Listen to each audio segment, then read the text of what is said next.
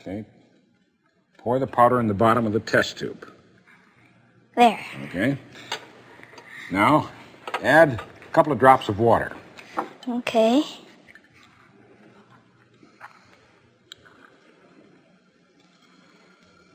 See what's happening? Beginning to bubble. Yes.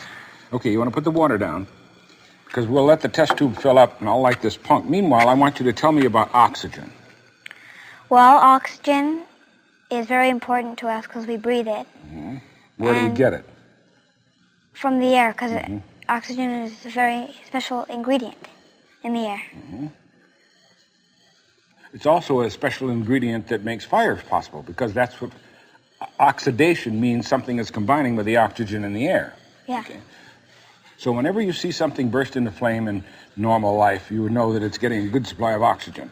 Here's a glowing punk. What we have just done is put water on top of that powder, and that's a sodium peroxide, and the water releases oxygen. Here, put the glowing punk in the top of the test tube.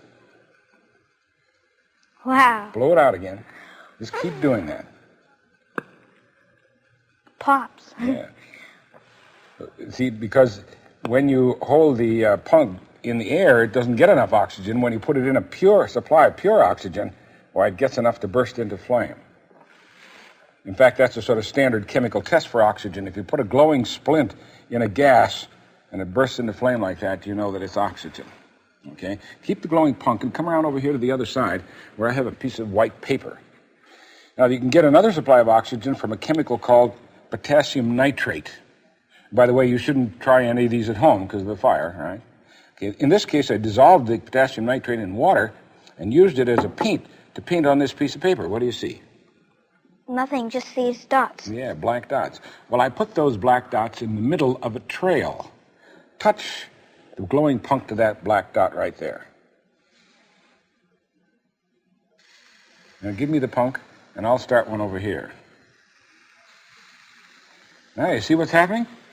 It's making a trail. Yeah, and notice the paper itself isn't burning because it doesn't get enough oxygen from the air, but because of that supply of oxygen I painted on it, it's now burning only in the trail where I painted. Touch the other dots now. Some people make horse races out of these, and they burn along through the paper, you see, and the one who gets to the other end wins. But the important thing for you to remember is that any time you see something sort of burst into flame, you can be pretty sure that it's getting an extra supply of oxygen. In this case, making the paper burn.